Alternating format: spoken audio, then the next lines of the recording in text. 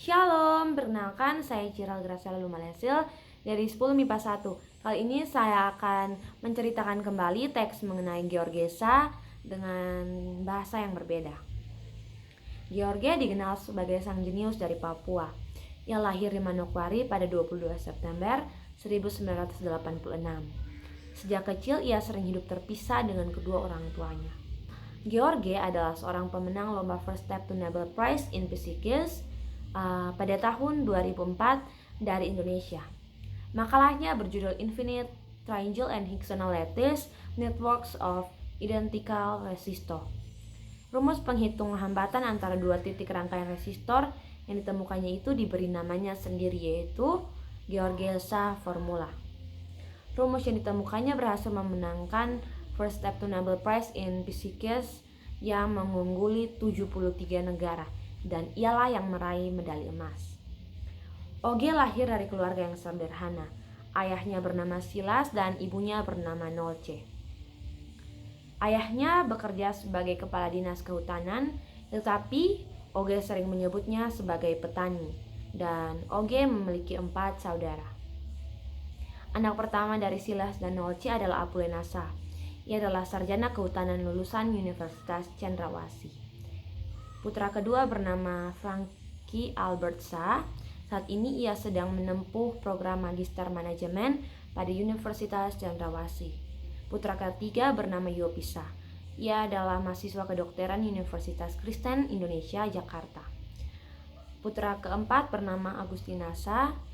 Ia adalah mahasiswa Fakultas Kehutanan Universitas Negeri Papua Manokwari. Sementara Oge adalah si bungsu peraih medali emas di panggung internasional.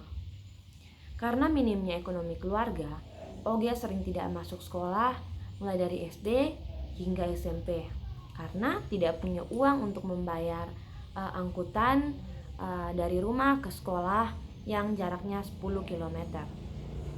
Bagi Oge, prestasi tidak selalu berarti karena uang.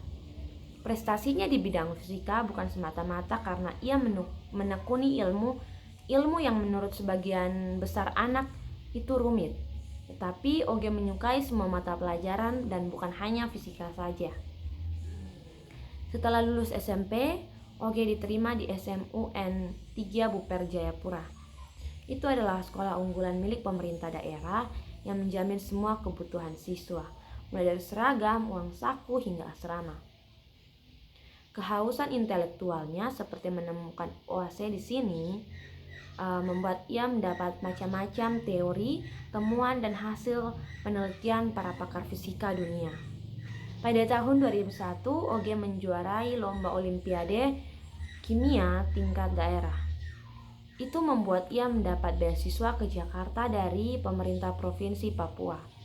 Tetapi sayangnya mamanya melarang untuk ia pergi ke Jakarta.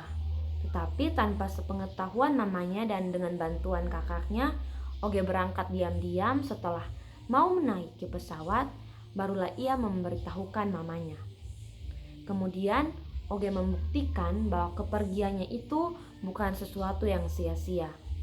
Tangis sedih mamanya berganti dengan tangis haru ketika November 2003 Oge menduduki peringkat 8 dari 60 peserta matematika kuantum di India.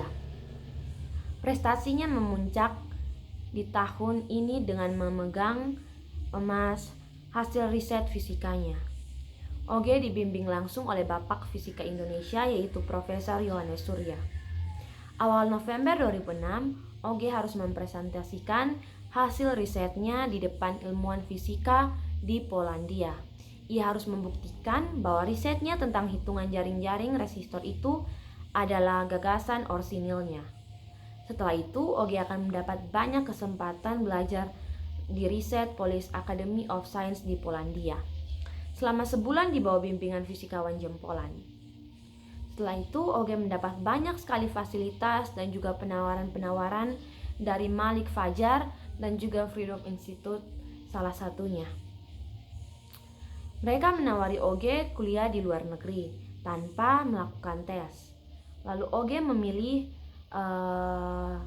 untuk berkuliah di Amerika dan mengambil jurusan Aerospace Engineering di Florida Institute of Technology. Georgia mempelajari semua hal di sana tentang pesawat terbang, mulai dari struktur pesawat, aerodinamika, daya angkat, hingga efisiensi berat dalam teknologi pembuatan burung besi itu. Georgia menyukai pesawat karena selain mengagumi Presiden ketiga Republik Indonesia itu, yaitu B.J. Habibie, ia dulunya ingin menjadi pilot, tetapi karena kedua matanya minus 3,25, dia harus mengalihkan mimpinya itu. Di tahun pertama di Amerika, Georgia sangat sulit untuk berbahasa Inggris. Jadi di tahun pertama itu, Georgia menekuni bahasa Inggris. Kini anak bungsu pasangan Silasa dan Nelly Wafom itu lulus di tahun 2009 dan dia bekerja di perusahaan internasional yang bergerak di bidang migas sembari bantu-bantu di lembaga yang memberinya beasiswa, yaitu Freedom Institute. Sekian dari cerita Georgesa. Apabila ada salah kata atau salah penyebutan, saya mohon maaf. Terima kasih.